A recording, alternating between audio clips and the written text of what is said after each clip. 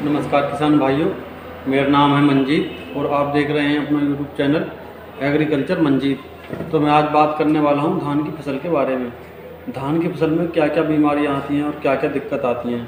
किसान भाई अक्सर गलती करते हैं, सही समय पर सही समाधान नहीं दे पाते हैं। इसी कारण से किसान भाइयों की फसल में काफ़ी नुकसान हो जाता है। तो आइए शुरू करते हैं हम आज की वीडियो।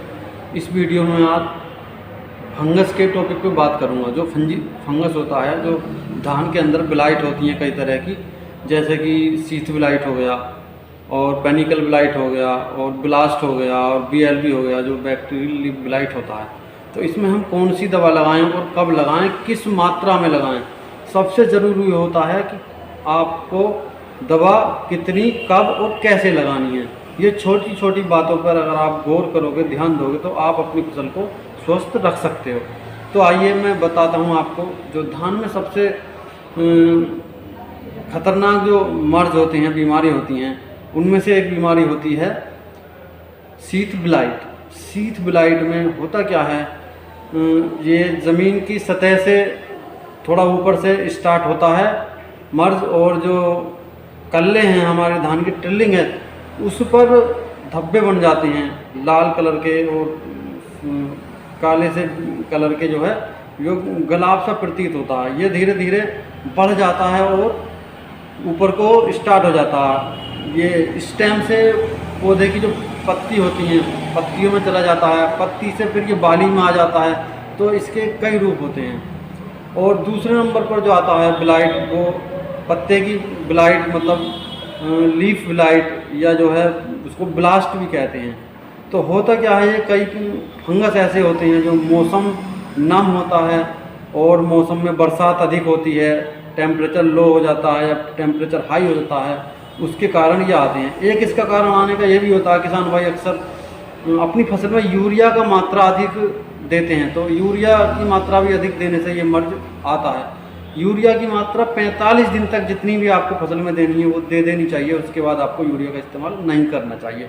तो आइए बताता हूँ मैं इसमें जो कई तरह की जो बीमारी होती हैं, जैसे बाली जो निकलती है धान की आपकी, वो काली हो जाती है, दाने खाली रह जाते हैं और दाने काले हो जाते हैं। इससे आपकी 20 से 25% पैदावार पर भी असर पड़ सकता है। तो इन सभी बीमारियों को ध्यान में रखते हुए हम दवा क्या लगाएं। हम सभी बीमारियों को जो एक दवा से कंट्रोल कर दें, कोई ऐसी दवा हो, हमें आप दवा तो लगाते ही होंगे कई तरह की, कभी कोई कुछ बताता है, कभी कोई कुछ बताता है, कंपनी वाला कोई कुछ बताता है, डीलर दुकानदार कभी कुछ बताता है। तो आपको एक मैं ऐसी दवा बताने जा रहा हूँ जिसमें आप इन सारी बीमारियों को एक ही दवा से कंट्रोल कर सकते हो, और उस दवा का नाम है एरिन।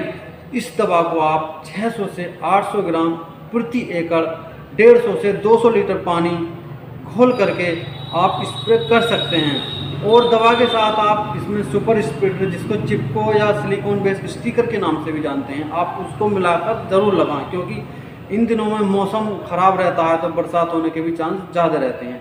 ये कई तरह की फंगस को कंट्रोल करता है।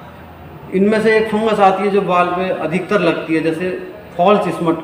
उसको कुछ किसान भाई हल्दी गांठ के रोग से भी जानते हैं। इसके जो कई कलर होते हैं, हल्दी जैसा कलर हो जाता है दाने में और दाना खराब हो जाता है, चूर्ण सा निकलता है। ये आपको हरे रंग का भी देखने को मिल सकता है, कहीं कहीं कुछ ब्लैक सा भी मिलता है। तो ये फॉल्स स्मट होता है। इसे हम हल्दी गांठ के नाम से भी जानते हैं, कहीं पे इसको झूठा रोग के नाम से भी जानते हैं। तो जो मैंने आपको ये दवा बताई है एरिन, या एक इसका अल्टरनेट आता है ट्रीडियम, आप उसको भी लगा सकते हैं। ये सभी बीमारियों पर बहुत ही इफेक्टेबल है और आपकी फसल को बीमारियों से सुरक्षित रखेगा।